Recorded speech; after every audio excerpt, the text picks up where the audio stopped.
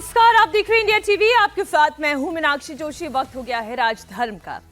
अरविंद केजरीवाल ने इस्तीफे का ऐसा दांव खेला कि दिल्ली से लेकर हरियाणा तक सियासी तूफान आ गया है। कल अरविंद केजरीवाल मुख्यमंत्री पद से इस्तीफा दे देंगे, लेकिन बड़ा सवाल यह है कि केजरीवाल अपनी जगह किसे मुख्यमंत्री की कुर्सी पर बैठाएंगे। राजधर्म की पहली और बड़ी खबर इसी से जुड़ी। आज मैं आम आदमी पार्टी के उन नेताओं के नाम आपके सामने रखूंगी जो मुख्यमंत्री के रेस में सबसे आगे चल रहे हैं। आपको बताऊंगी कि कब और कैसे दिल्ली के नए सीएम के नाम का ऐलान होगा। दूसरी बड़ी खबर राजस्थान के भीलवाड़ा से है, जहां दो समुदायों के बीच जबरदस्त तनाव के हालात पैदा हो गए हैं। बात मस्जिद के सामने हनुमान चालीसा के पाठ तक पहुंच गई है। राजधर्म की तीसरी बड़ी खबर उत्तर प्रदेश के उन्नाव से, जहां मस्जिद में मुसलमान ही मुसलमान से लड़ पड़े। गोली चल गई, डंडे चल गए, रॉड तक से हमला हो गया। चौथी बड़ी खबर बहराइच से, जहां अभी भी भेड़िए का आतंक बरकरार है। 5 इस वक्त पिंजरे में है, लेकिन छठा आजाद है। सबसे पहले बात होगी दिल्ली की, जहां कल अरविंद केजरीवाल सीएम पद से इस्तीफा दे देंगे, लेकिन उनके बाद मुख्यमंत्री की कुर्सी पर कौन बैठेगा, इसे लेकर जबरदस्त सस्पेंस है। आज शाम को आम आदमी पार्टी की पीएससी की मीटिंग होने जा रही है। ये बैठक मुख्यमंत्री आवास पर होगी। बैठक में केजरीवाल की जगह कौन सीएम की कुर्सी पर बैठेगा, इस बात को लेकर चर्चा होगी। कहा जा रहा है कि पीएससी की मीटिंग में नए सीएम के नाम पर मुहर लगा दी जाएगी। वहीं पीएससी की बैठक से पहले आज दोपहर 12 बजे मनीष सिसोदिया और राघव चड्ढा अरविंद केजरीवाल से मिलने के लिए उनके घर पहुंचे थे।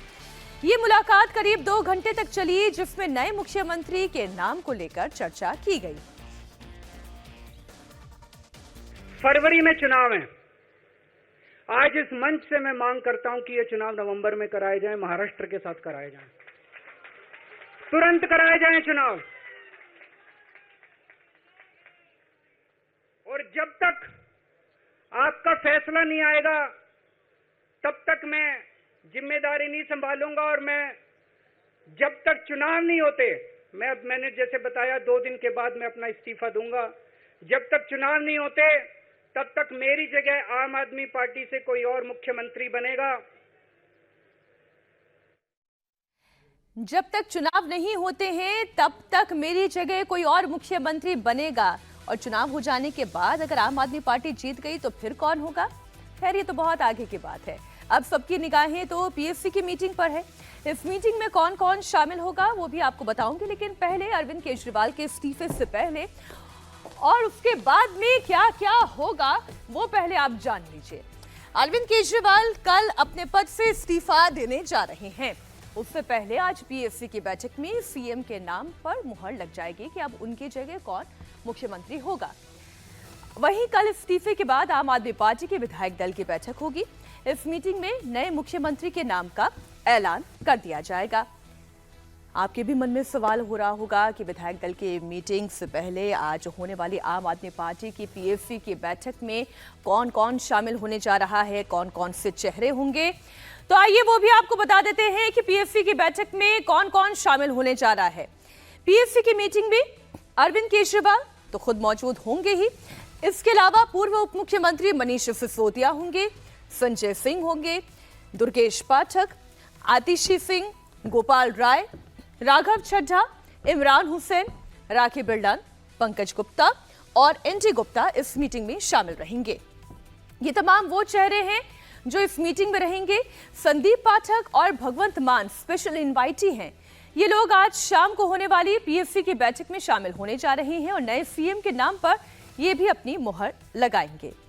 हालांकि आम आदमी पार्टी बार बार यही कह रही है कि नए सीएम का चुनाव विधायक दल की मीटिंग में होगा, लेकिन इस बात से इनकार नहीं किया जा सकता कि अरविंद केजरीवाल जिसका नाम फाइनल कर देंगे, ताजपोशी उसी की होगी। आप जैसे कयास लगा सकते हैं, मैं भी वैसे ही कयास लगा सकता हूं, मगर आपका कयास लगाना ठीक है, मेरा कयास लगाना ठीक नहीं है, क्योंकि मैं उसका स्टेक होल्डर हूं। इसलिए जो है अभी तक मैं आपको ये बता सकता हूं कि इसके ऊपर कोई चर्चा नहीं है। कल ये फैसला मुख्यमंत्री जी ने जनता के बीच में रखा है। कल इतवार था, आज ईद की छुट्टी है, लिहाजा कल यानी कि मंगलवार को जो पहला वर्किंग डे आता है उसमें मुख्यमंत्री अपने इस्तीफे को दे देंगे और इस्तीफा जैसे ही मंजूर होगा उसके बाद विधायक दल की जो है बैठक होगी। विधायक दल अपना एक नेता चुनेंगे।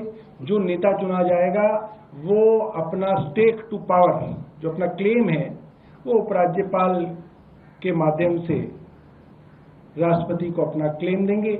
क्योंकि कोई ऐसी दिक्कत नहीं है, हमारे 60 विधायक हैं, तो जाहिर सी बात है उनको बुलावा आएगा, और जब वो बुलावा आएगा तो फिर वो जो है अपनी शपथ लेंगे। तो इस तरीके का है, और मुझे लगता है कि ज्यादा दिन नहीं, 1 हफ्ते के अंदर ये सारी की सारी प्रक्रिया हो जानी चाहिए। आम आदमी पार्टी अपने पत्ते नहीं खोल रही है, लेकिन मुख्यमंत्री की रेस में फिलहाल 3 नाम हैं जो सबसे आगे चल रहे हैं, जिसमें से तो एक खुद इस प्रेस कॉन्फ्रेंस में ही शामिल थे, यानी कि सौरभ भारद्वाज। वो 3 चेहरे इस वक्त आपके सामने रख रही हूं। पहला चेहरा आतिशी का है, दूसरा सौरभ भारद्वाज का है और तीसरा चेहरा कैलाश गहलोत का है। ये तीनों ही दिल्ली सरकार में मंत्री के पद पर हैं और उनकी दावेदारी सबसे मजबूत मानी जा रही है। लेकिन अरविंद केजरीवाल के मन में क्या चल रहा है, ये अभी किसी को नहीं पता। सवाल ये है कि वो इन्हीं तीनों में से किसी एक को मुख्यमंत्री बनाएंगे या फिर कोई नया चेहरा लाकर वो चौंका देंगे, इस पर हमारी भी नजर है। फिलहाल अभी 3 जो चेहरे सामने हैं, उनमें से सीएम की रेस में आतिशी का नाम सबसे आगे चल रहा है। आतिशी इस वक्त दिल्ली सरकार की शिक्षा मंत्री हैं। दिल्ली सरकार में जो सारी बड़ी जिम्मेदारियां हैं वो उनके पास है। इतना ही नहीं, अरविंद केजरीवाल की भरोसेमंद कही जाती हैं। आतिशी को अरविंद केजरीवाल और मनीष सिसोदिया दोनों का भरोसेमंद कहा जाता है। अधिकारियों के साथ आतिशी का तालमेल भी बेहतर है। ऐसे में अगर आतिशी दिल्ली की मुख्यमंत्री बनती है तो ऐसे में वो सुषमा स्वराज और शीला दीक्षित के बाद तीसरी महिला सीएम होंगी। सीएम की दौड़ में अगला नाम है सौरभ भारद्वाज का। उनके बारे में भी आज जानकारी आपके सामने रख दें। दिल्ली सरकार के तेज तर्रार मंत्री और प्रवक्ता के तौर पर जाने जाते हैं। जब से पार्टी के नेता एक एक करके जेल गए, तब से पार्टी में आतिशी के साथ साथ दिल्ली सरकार में मंत्री सौरभ भारद्वाज ने प्रमुखता से पार्टी को संभाला और हमेशा फ्रंट फुट पर दिखाई दिए। युवा होने के साथ साथ सौरभ भारद्वाज दिल्ली सरकार में हेल्थ के साथ साथ कई अहम विभाग और संभाल रहे हैं। लेकिन चैलेंज ये है कि सौरभ भारद्वाज की अधिकारियों के साथ बिल्कुल भी नहीं बनती है। सीएम बने तो सरकार का काम हो सकता है अटके। अरविंद केजरीवाल के प्रमुख सिपह सलार तो हैं, लेकिन अधिकारियों के साथ तालमेल की कमी जरूर है। अब सीएम पद की रेस में जो तीसरा नाम है वो है कैलाश गहलोत। छुपे रुस्तम साबित हो सकते हैं। कैलाश गहलोत दिल्ली के परिवहन मंत्री हैं और काफी लो प्रोफाइल रहते हैं, लेकिन उन्हें अरविंद केजरीवाल और मनीष सिसोदिया का वफादार माना जाता है। कैलाश गहलोत नजफगढ़ विधानसभा सीट से विधायक हैं। उन्होंने साल 2015 में यहां से पहला चुनाव जीता था। कैलाश गहलोत जाट समाज से ताल्लुक रखते हैं। दिल्ली के जाट समाज में उनकी अच्छी खासी पकड़ है। ऐसे में अगर आम आदमी पार्टी कैलाश गहलोत को मुख्यमंत्री बनाती है तो हरियाणा चुनाव में भी पार्टी को इसका फायदा हो सकता है। सीएम कौन बनेगा ये इंपॉर्टेंट नहीं है। इंपॉर्टेंट ये है कि आम आदमी पार्टी की जब तक सरकार रहेगी वो दिल्ली की जनता के लिए काम करती रहेगी। लेकिन आज सबसे जरूरी हमारे लिए ये है जनता का फैसला। हम चाहते हैं कि अभी चुनाव की घोषणा हो और जनता अपना जनादेश दे कि क्या उनको लगता है अरविंद केजरीवाल ईमानदार है। जब किसी विधानसभा का 6 महीने से कम समय रहता है तो केंद्र सरकार और इलेक्शन कमीशन कभी भी चुनाव करवा सकते हैं। तो अगर चुनाव आयोग चाहे तो आज चुनाव की घोषणा कर सकती है। अरविंद केजरीवाल कल इस्तीफा देंगे, लेकिन उनके इस्तीफे को लेकर अभी से हर जगह बेचैनी दिखाई दे रही है। पहली बेचैनी तो पार्टी के अंदर इस बात को लेकर है कि सीएम की कुर्सी किसे मिलेगी। दूसरी बेचैनी विरोधी दलों के बीच है, क्योंकि अरविंद केजरीवाल ने इस्तीफे का ऐलान करके एक तीर से कई निशाने साध लिए हैं। अरविंद केजरीवाल अपने इस्तीफे से दिल्ली और हरियाणा दोनों ही राज्यों के चुनाव में फायदा लेने की कोशिश करेंगे। दिल्ली में अगले साल चुनाव है। इस्तीफा देकर वो जनता के बीच जाएंगे और सहानुभूति बटोरने की कोशिश करेंगे। आम आदमी पार्टी सरकार के खिलाफ 10 साल की जो एंटी इनकम्बेंसी है, अरविंद केजरीवाल इस्तीफा देकर वो भी कम करने की कोशिश करेंगे। वहीं पसंदीदा सीएम बनाकर अरविंद केजरीवाल दिल्ली का सारा काम भी करवा लेंगे। उधर अगले महीने हरियाणा में वोट डाले जाएंगे। इस्तीफा देने के बाद अरविंद केजरीवाल अपना पूरा ध्यान हरियाणा चुनाव पे लगा सकते हैं। वो पूरी ताकत से हरियाणा चुनाव में प्रचार करेंगे। हरियाणा में आम आदमी पार्टी और कांग्रेस का गठबंधन नहीं है। आम आदमी पार्टी यहां सारी सीटों पर चुनाव लड़ रही है। ऐसे में अरविंद केजरीवाल की कोशिश रहेगी कि वो ज्यादा से ज्यादा सीट जीतकर हरियाणा में पंजाब जैसा मैजिक चला सके। लेकिन सियासत में जो दिखता है सब कुछ वैसा नहीं होता है। पर्दे के पीछे शह और मात का खेल चलता रहता है। तभी तो कांग्रेस आरोप लगा रही है कि हरियाणा चुनाव के लिए अरविंद केजरीवाल और बीजेपी के बीच एक पैक्ट हुआ है। बीजेपी को इस वक्त हरियाणा में आम आदमी पार्टी की जरूरत है और इसी के तहत केजरीवाल को हरियाणा चुनाव में जोर शोर से प्रचार करने के लिए उतारा गया है, ताकि आम आदमी पार्टी और कांग्रेस का वोट बांटा जा सके। नहीं, हरियाणा में तो ये जाएंगे ही भाई। वो तो एक होता है ना, किसी भी एग्रीमेंट में कुछ प्रत्यक्ष होता है, कुछ अप्रत्यक्ष होता है।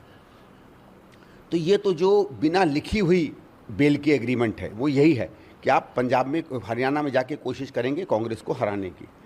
केजरीवाल के साथ जब भी कुछ हुआ है तो एक होता है जो वो पब्लिकली कहता है और एक पर्दे के पीछे बीजेपी या उनके नेताओं से वो क्या बातचीत करता है।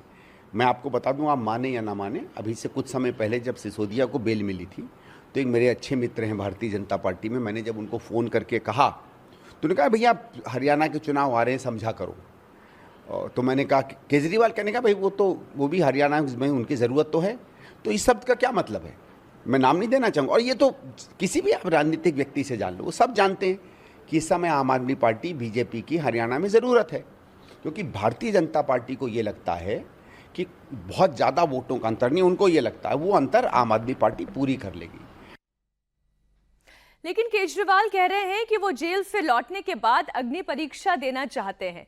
वो तब तक मुख्यमंत्री की कुर्सी पर नहीं बैठेंगे जब तक कि जनता उन्हें दोबारा चुनकर नहीं भेजती है। अब बीजेपी तो इसे उनकी नौटंकी बता रही है और कह रही है कि अगर केजरीवाल अग्नि परीक्षा देना ही चाहते हैं तो इसकी शुरुआत सीएम हाउस से ही क्यों नहीं करते। सर, अगर बात करें तो केजरीवाल का इस्तीफा हो गया, अब उनके घर पे बैठक चल रही है, ये तय किया जा रहा है कि अगला मुख्यमंत्री कौन होंगे। तमाम सारी चीजों को लेकर चर्चा चल रही है। पहले तो कहा कि हम 2 दिन में मुख्यमंत्री की घोषणा करेंगे, अब सुनने में आ रहा है कि 1 हफ्ते तक चले गए हैं। तो झूठ दर झूठ अभी और बोलेंगे। जो राजनीतिक जो नौटंकी इन्होंने कल करनी थी वो कर चुके, और जिस अग्नि परीक्षा और सत्य की बात अरविंद केजरीवाल कर रहे हैं, मैं उन्हें चुनौती देता हूँ, आज अपने घर से उस अग्नि परीक्षा को शुरू करें। वो राजमहल जो आपने जनता के पैसे से लूट के बनाया है, उस राजमहल के दरवाजे खोलें, दिल्ली की जनता को दिखाएं कि दिल्ली के मुख्यमंत्री जो आम आदमी होने का दावा करते हैं वो किस ऐशगाह में रहते हैं, जरा दिखाएं सबको। है हिम्मत अरविंद केजरीवाल में, दे अग्नि परीक्षा। सतयुग के बाद केजरीवाल भगवान राम नहीं, लेकिन सतयुग के बाद ऐसा हो रहा है कि मर्यादा के लिए इस्तीफा दे दिया है अरविंद केजरीवाल ने। राम वनवास चले गए थे, अरविंद केजरीवाल ने इस्तीफा दे दिया। आप जिसे मर्यादा कह रहे हैं वो उनकी मजबूरी है। माननीय सुप्रीम कोर्ट ने जिन शब्दों में उन पर पाबंदी लगाई है, तो अरविंद केजरीवाल के पास कोई उपाय था नहीं उससे बचने का। पार्टी की ओर से ये भी कहा जा रहा है कि कल से चर्चा दिल्ली में ही है कि अरविंद केजरीवाल ने ईमानदारी के लिए, मर्यादा के लिए इस्तीफा दे दिया और फिर से उनको जल्दी से सत्ता के दे करके और कुर्सी में बैठाना है। कल से दिल्ली में एक ही चर्चा है कि कैसे अरविंद केजरीवाल से निजात पाना है। दिल्ली की जनता इस बात को अच्छे से समझती है कि अरविंद केजरीवाल ने शराब नीति के मामले में, जल बोर्ड के मामले में, नकली दवाइयों के मामलों में, पानी के मामले में, जल बोर्ड के मामले में, शिक्षा के मामले में, स्वास्थ्य के मामले में दिल्ली की जनता को ठगा है, लूटा है। अरविंद केजरीवाल अपने इस्तीफे से सियासी माइलेज लेने की कोशिश कर रहे हैं तो बीजेपी इसे उनका नया नाटक बता रही है। वो ये कह रही है कि Arvind Kejriwal master of U turn है, उनकी बात का भरोसा नहीं किया जा सकता। किसी मुख्यमंत्री का ऐसा इतिहास नहीं दिखेगा आपको कि उस मुख्यमंत्री को जबरदस्ती कोर्ट, जैसे होता है ना कि डंडे से रगड़ के कुर्सी से हटाई हो। जो नुकसान कर दिया है अरविंद केजरीवाल ने दिल्ली का, वो किसी इस्तीफे से पूरा नहीं होगा। अब चूंकि कोर्ट ने इस बार जब बेल दिया, पहले तो बेल नहीं दे रही थी कोर्ट, फिर भी ये कहते हैं कि मैं बेदाग हूं, मेरे ऊपर कोई दाग नहीं। अरे भाई, देश में कोर्ट से बढ़ के तो कुछ नहीं है। तो चीफ मिनिस्टर पद से एक प्रकार से सस्पेंड हैं ये। आप फाइल साइन नहीं कर सकते, आप ऑफिस नहीं जा सकते सीएम के, तो फिर काहे का मुख्यमंत्री। तो जब कोर्ट ने हटा दिया तब ये नाटक कर रहे हैं, देखो देखो मैं इस्तीफा दे रहा हूं। मुख्यमंत्री अरविंद केजरीवाल जी ने अपनी बेल की इस कंडीशन की विवशता पर नैतिकता का आवरण उड़ाने का ढोंग रचा है। केजरीवाल जी का ट्रैक रिकॉर्ड उठाकर देख लीजिए, मास्टर ऑफ यू टर्न है। ये इस्तीफा यदि नैतिकता के आधार पर है तो 177 दिन पहले आ जाना चाहिए था। दिल्ली की जनता बहुत समझदार है। आपको याद होगा कि केजरीवाल जी जब प्रचार कर रहे थे लोकसभा चुनाव में, तो तब उन्होंने ही कैंपेन चलाया था, जेल का जवाब वोट। दिल्ली की जनता ने वर्डिक्ट केजरीवाल जी के विरोध में दिया है। 7 की 7 सीटों पर उन्होंने भाजपा का चयन कर कर कमल खिलाया है। बीजेपी ये भी कह रही है कि केजरीवाल को अगर चुनाव की इतनी ही जल्दी है तो फिर वो खुद विधानसभा को भंग क्यों नहीं कर देते हैं। लेकिन अरविंद केजरीवाल इसके लिए भी तैयार नहीं है। दिल्ली विधानसभा के स्पीकर रामनिवास गोयल ने भी ये साफ कर दिया है कि अरविंद केजरीवाल विधानसभा भंग नहीं करेंगे। बीजेपी कह रही है कि मुख्यमंत्री विधानसभा भंग करते नए चुनाव होते। मुख्यमंत्री विधानसभा क्यों भंग करे? उन्होंने चुनाव की बोल दिया, नवंबर में चुनाव करवा दो। भंग किस लिए करें? भंग क्यों करें? चुनाव के लिए बोल दिया, अब चुनाव गेंद उनके पाले में, चुनाव करवा दें, फरवरी से पहले करवा दें। नवंबर में मांग किया, चुनाव करवा दें, कोई दिक्कत नहीं। भंग क्यों करें? भंग किस लिए करें? नया मुख्यमंत्री कौन होगा इसके लिए कोई चर्चा? कोई चर्चा। जो विधायक होगा वही मुख्यमंत्री होगा सर? नहीं, इस पर भी कोई टिप्पणी नहीं करूंगा मैं। ना ये कोई ऐसा निर्णय, वो तो विधायक दल निर्णय करेगा। विधायक दल की बैठक होगी, वो निर्णय करेगा। दिल्ली में अरविंद केजरीवाल के इस्तीफे वाले प्लान को लेकर घमासान मचा हुआ है, तो वहीं देश में शहर शहर धार्मिक जुलूस में दंगे वाली साजिश हो रही है।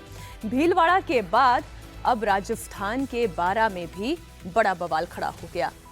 बारा में मुस्लिम समुदाय के लोग ईद मिलाद उन नबी का जुलूस निकाल रहे थे और इसी के दौरान टकराव से बचने के लिए पुलिस ने जुलूस का रूट तय कर दिया। पूरा रूट मार्क्ड था, तभी जुलूस में शामिल भीड़ ने ये तय रूट से रास्ता बदलने की कोशिश कर दी। स्थानीय लोगों ने इसका विरोध किया, पुलिस से शिकायत भी की।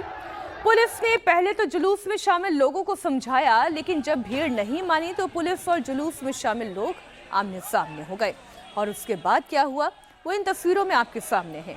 भीड़ ने पुलिस पर पत्थर फेंकने शुरू कर दिए, तनाव की स्थिति बन गई। पुलिस ने बहुत मशक्कत के बाद किसी तरह बवाल को थामा, भीड़ को कंट्रोल में किया। स्थानीय लोगों को सिर्फ रूट बदलने की शिकायत नहीं थी, बल्कि रूट बदलकर धार्मिक झंडे लहराने का भी भीड़ पर आरोप है, जो तस्वीरों में साफ देखा जा सकता है। बारा में पुलिस ने किसी तरह यह मामला संभाल लिया, सिचुएशन कंट्रोल कर ली गई। वरना अगर दोनों ही समुदाय के लोग आमने सामने आ जाते तो बारा में बड़ा बवाल हो जाता। अब सवाल यह है कि आखिर शहर शहर माहौल खराब करने की साजिश कौन रच रहा है? किसके इशारे पर धार्मिक जुलूस के दौरान ये बवाल और हंगामा हो रहा है? बारा में जुलूस में शामिल भीड़ ने पुलिसकर्मियों पर पत्थर बरसा दिए। कुछ तस्वीरें मैं आपके सामने रख रही हूं।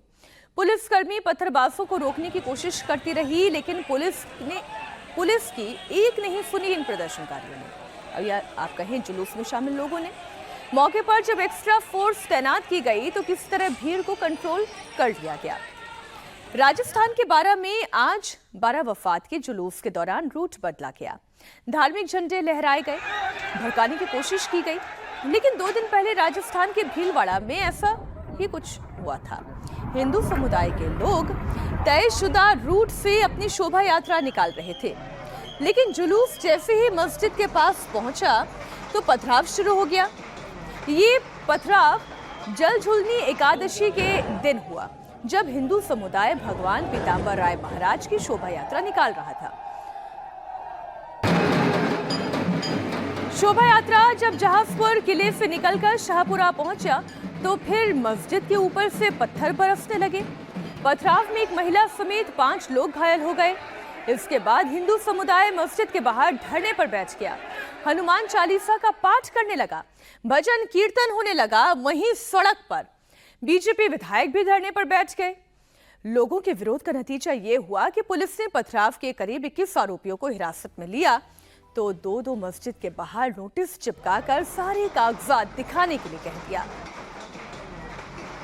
अब प्रशासन ने दोनों पक्षों के बीच सुलह तो करवा दी, बीजेपी विधायक का धरना भी खत्म करा दिया, लेकिन पूरे इलाके में तनाव का माहौल अभी भी है। लोग ये सवाल पूछ रहे हैं कि जल झूलनी एकादशी के जुलूस पर आखिर पथराव करने वाले लोग कौन हैं? इस पूरी साजिश में किसका हाथ है? ये जुलूस यहाँ से कोई पहली बार तो नहीं निकला था। सैकड़ों सालों से लोग इसी रूट से भगवान पीताम्बर राय महाराज का जुलूस निकालते आ रहे हैं। इस बार भी सब कुछ नॉर्मल ही चल रहा था। जुलूस के मस्जिद के पास पहुंचते ही अचानक पथराव क्यों शुरू हुआ और उसके बाद बवाल हो गया। प्रशासन ने तुरंत मस्जिद के पास बुलडोजर बुलाकर अतिक्रमण को हटा दिया और इसी दौरान कुछ लोगों ने जिन दुकानों पर अतिक्रमण किया हुआ था उसमें आगजनी कर दी। इससे तनाव की स्थिति पैदा हो गई। पुलिस ने तुरंत मौके को बेकाबू होने से रोका, लेकिन हिंदू समुदाय के लोग तब तक धरने पर बैठ चुके थे और पत्थरबाजों के साथ ही मस्जिद के खिलाफ कार्रवाई की मांग करने लगे थे। पत्थरबाजी से आहत हिंदू समुदाय के लोग तो धरना दे ही रहे थे। भीलवाड़ा के बीजेपी विधायक गोपीचंद मीणा ने भी लोगों के धरने में शामिल होकर अपना विरोध दर्ज कर दिया। वो कल पूरे दिन धरना देते रहे, लोगों के साथ हनुमान चालीसा का पाठ किया, भजन कीर्तन किया और फिर कहीं जाकर प्रशासन ने उन्हें समझा बुझाकर धरने को खत्म कराया। लेकिन इससे पहले धरना स्थल पर जय श्री राम के साथ साथ बुलडोजर के नारे लगने लगे। बीजेपी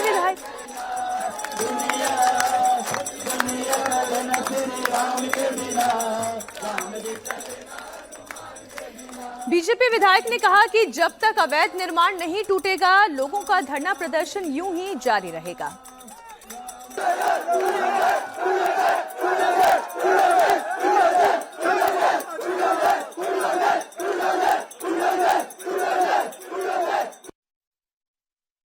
सोची समझी रणनीति के तहत हमारे धार्मिक कार्यक्रमों को ये विघ्न पहुंचाना चाहते हैं, तो मेरी सबसे अपील है कि हम शांतिपूर्वक आंदोलन नहीं करें, आवेश में नहीं आए, भागता में नहीं आए, हमारे लोग उग्र नहीं हो, शांतिपूर्वक हम यहाँ डटे रहेंगे और भगवान के भजन कीर्तन करते रहेंगे।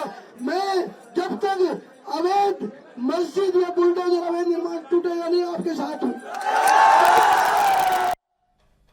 भीलवाड़ा में प्रदर्शन कर रहे लोगों की 3 बड़ी मांगे हैं। उनका कहना यह है कि प्रशासन पथराव करने वाले उपद्रवियों के घर पर बुलडोजर चलाए, मस्जिद पर भी बुलडोजर एक्शन हो, साथ ही शोभा यात्रा के रूट से अवैध निर्माण को हटाया जाए, अतिक्रमण को तोड़ा जाए। प्रदर्शनकारियों का कहना है कि जिस मस्जिद से पथराव हुआ है वो अवैध है, इसलिए उसे डिमोलिश किया जाए। जहाजपुर के कल्याण जी के रास्ते पर जिस वक्त शोभा यात्रा निकल रही थी उस वक्त यहाँ पर हंगामा शुरू हो गया। लोगों का कहना है कि यहाँ पर ये जो पीछे मस्जिद है यहाँ से पथराव शुरू हो गया और उसके बाद यहाँ पर जमकर हंगामा हुआ। दरअसल ये शोभा यात्रा सदियों से निकलती है, जो पीछे जो पहाड़ है वहाँ उस मंदिर से ये शोभा यात्रा निकलती है और उसके बाद जब इस जगह पर पहुंची तब यहाँ पर पथराव शुरू हो गया। आसपास जो इलाका है वो मुस्लिम बाहुल इलाका है और सामने आप देखिए इस घर के पास जहाँ हनुमान चालीसा हो रही है वहाँ वो शोभा यात्रा का जो विकल्प है वो यहाँ पर रख दिया गया है, क्योंकि हिंदू संगठन या तमाम यहाँ के जो लोग हैं उनकी डिमांड है कि यहाँ से फिलहाल ये तब तक के नहीं हटेगी जब तक के कार्रवाई नहीं की जाएगी। तमाम पुलिस ने यहाँ पर आकर लोगों को डिटेन किया है।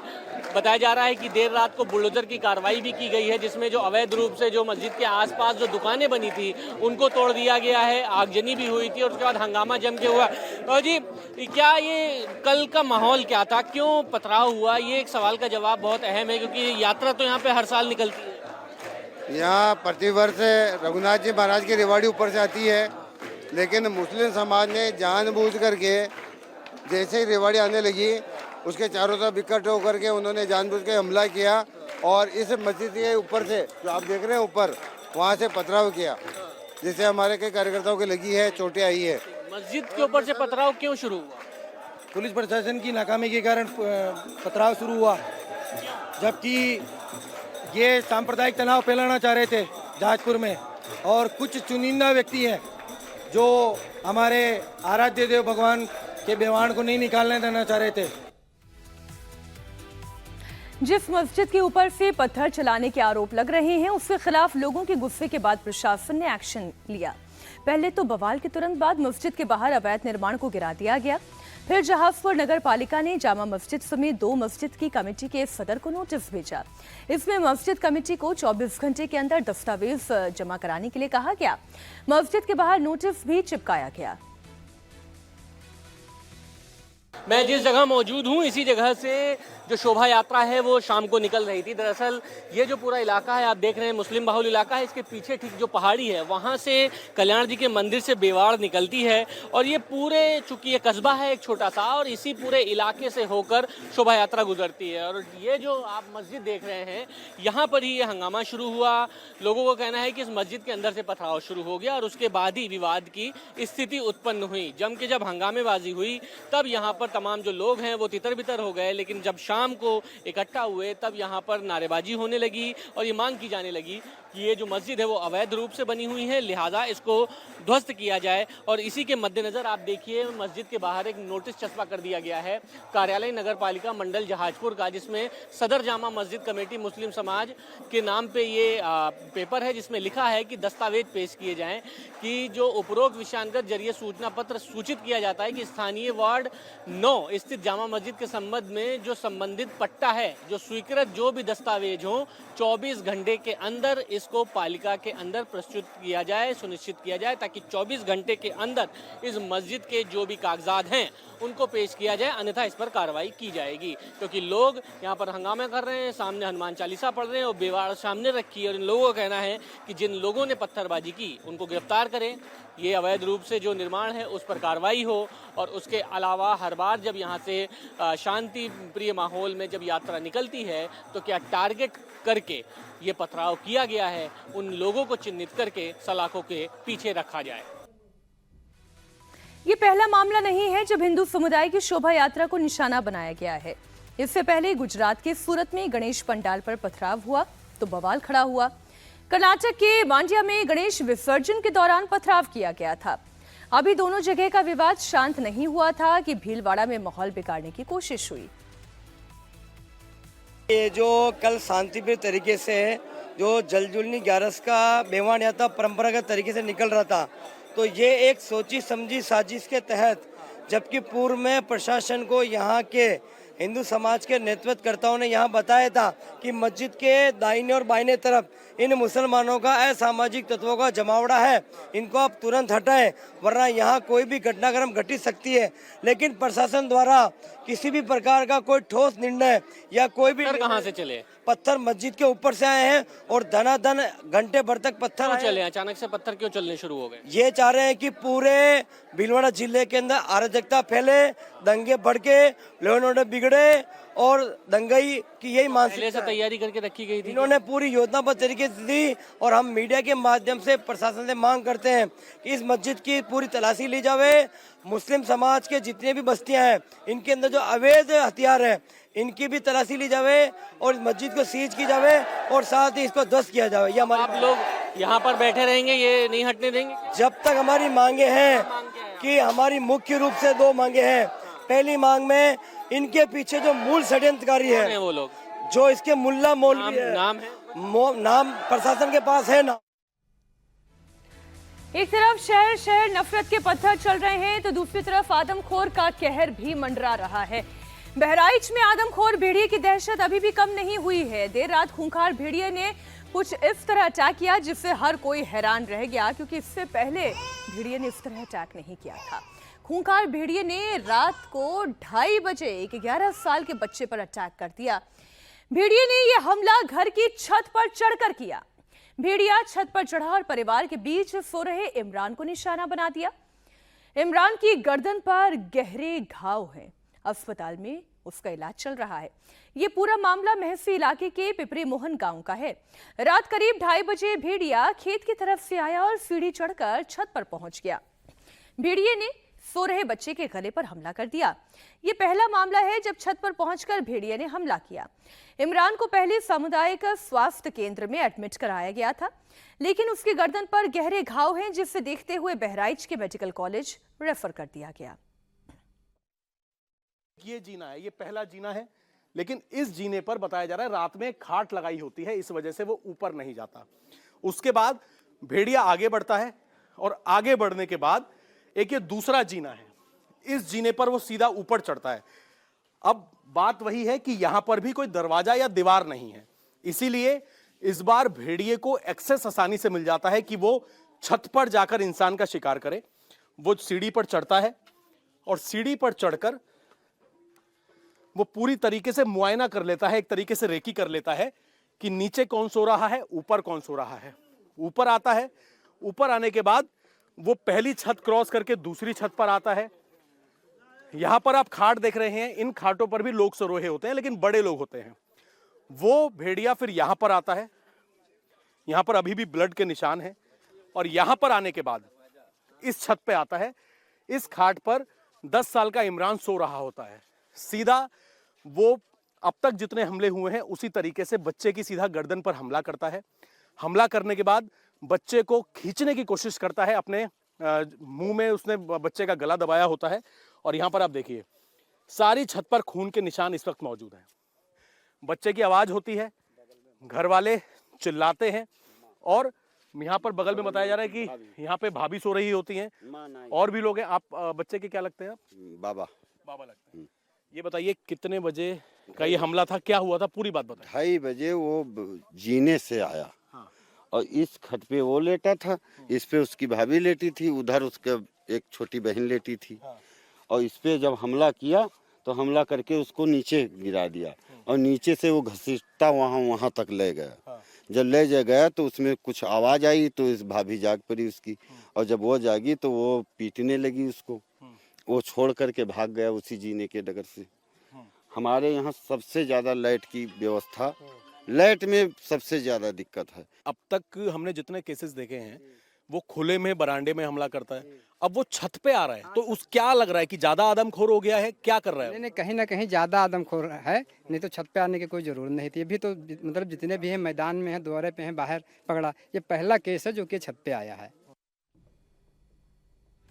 बहराइच में भेड़िए के डर से लोग सहमे हुए हैं। लोगों का कहना है कि बहराइच में जो छठा भेड़िया फरार है वही पकड़े गए भेड़ियों का सरदार है, और अब वो अपने साथियों के पकड़े जाने के बाद ज्यादा खूंखार हो गया है। वन विभाग को भेड़िए के पग मार्क्स मिले हैं। पीपरी मोहन गांव में जिस रास्ते में जाकर भेड़िए ने अटैक किया उस रूट पर भेड़ियों के पैरों के निशान थे। एक अकेला भेड़िया पूरे बहराइच में खौफ का दूसरा नाम बन चुका है। इस वक्त हम पिपरी मोहन गांव में मौजूद हैं बहराइच में। तरीका वही है, बिल्कुल जंगल और खेतों के आसपास का एक घर चुनता है। उसकी वजह मैं आपको बताऊंगा। सबसे पहले मैं आपको तस्वीरें दिखा दूं। ये बहराइच के पिपरी मोहन गांव में इस वक्त हम मौजूद हैं, और इसका टारगेट आप देखिए, खुले इलाके, जंगल के इलाके, खेत के इलाके, ये वहां से बिल्कुल सटा हुआ जो घर होता है उस घर में हमला करता है। ये मामला जो है ये 2:30 बजे का मामला है, रात का। और देखिए इन जंगलों से आते हुए पीछे से वो आता है, और उसके पगमार्क जो है कैद हुए हैं। ईंट के सहारे इन्हें ढक दिया गया है ताकि वन विभाग के लोग इसकी जांच करें। ये आप देखिए 1 2 3 4 उसके पूरे पंजों के निशान ये आपको नजर आ रहे हैं। यहां पर उसके ये निशान कैद हुए हैं। इसके बाद ये रात में 2:30 बजे के लगभग आगे बढ़ता है।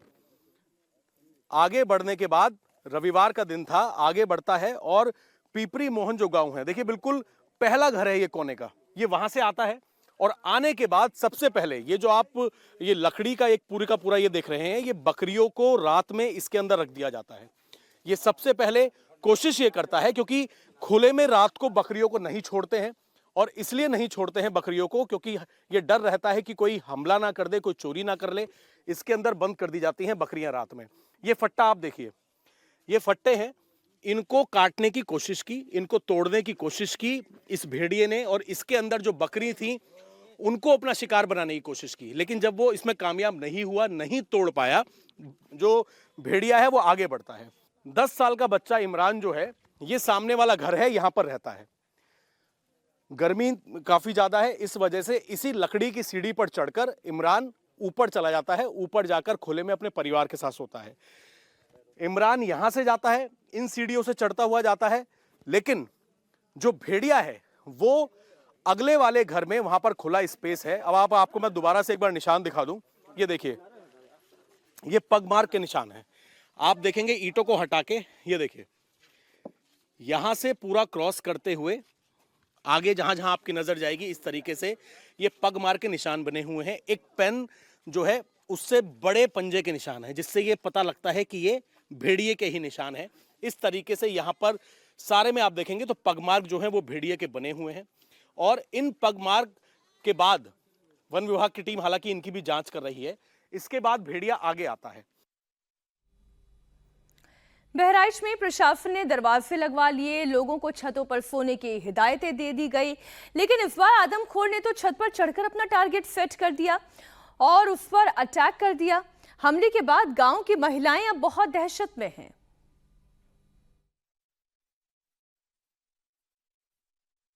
टारगेट वही है कि जंगल से आना है और आने के बाद सीधा टारगेट करना है, और इस वजह से यहाँ पर घर की महिलाएं जो हैं वो इतनी ज्यादा दहशत में हैं कि आखिरकार अब वो लोग कहां पर सोएं, कैसे अपने बच्चों की सुरक्षा करें। कुछ महिलाएं हमारे साथ मौजूद हैं। क्या नाम है आपका?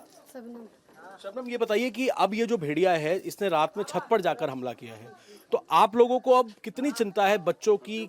कहाँ सोते हो, कैसे मैनेज कर रहे हो? बहुत चिंता है, बिजली है नहीं, कहाँ पर सोए बताओ, न छत पर जगह है ना नीचे जगह। अब तो छत पर हो जाएगा बताओ, अगर उनकी पतवाह ना होती और रात में हाँ बच्चा सोए रहा लिए चला जाता तो का हो। 6 महीना की लड़की लेकर कन्या में फिर कोज ने कैसे साल से पीट कहीं तो कहीं छोड़ा ही से बच्चे कहीं हम लोग सुने तब हाली ऊंचे गए हम देखे सब पूरा यहाँ से यहाँ तक सारा जख्म हो गया उसका, बहुत सारा जख्म हो गया, उसके होश नहीं था बच्चे का। पहली बार किसी छत पर जाकर हमला किया है, तो अब क्या पहले नीचे खुले में करता था, अब आप लोग छत पर सोते हैं तो वहाँ पर भी सेफ्टी नहीं है? हाँ वही पर नहीं है, अब छत पर जाए लाग है तो अब छत पर से कहाँ लड़का बिटिया लेके जावा जाए। और घर में भी न पल्ला है न दरवाजा है और इतना गर्म होता है, न बत्ती है न बिजली है, तो कहाँ कोई चला जाए। बहराइच में जब से 5वां भेड़िया पकड़ा गया है उसके बाद से अब तक वन विभाग भेड़िए के अटैक से इनकार कर रहा है। पिपरी गांव में अटैक को लेकर भी फॉरेस्ट डिपार्टमेंट का कहना यह है कि ये अटैक किसी और जानवर का भी हो सकता है। ये छत पे जाकर के भेड़िया का हमला नहीं लग रहा है, कहीं किसी प्रकार का कोई ऐसा चिन्ह या कोई भी अन्य चीज़ की ऐसी पुष्टि नहीं हुई है जिससे यह पता चले कि वो भेड़िया हो। और दूसरे वन्य जीव हो सकते हैं, जो वन्य जीव वाले जानवर नहीं वो भी हो सकते हैं, तो लेकिन भेड़िया नहीं है, क्योंकि हम सबसे पहले ऐसी घटना होती है सबसे पहले हम स्वयं भी ये कन्फर्म करते हैं कि भेड़िया है कि नहीं है। तो वहाँ पर भेड़िया का किसी प्रकार का कोई ऐसा निशान किसी भी रूप में नहीं मिला है।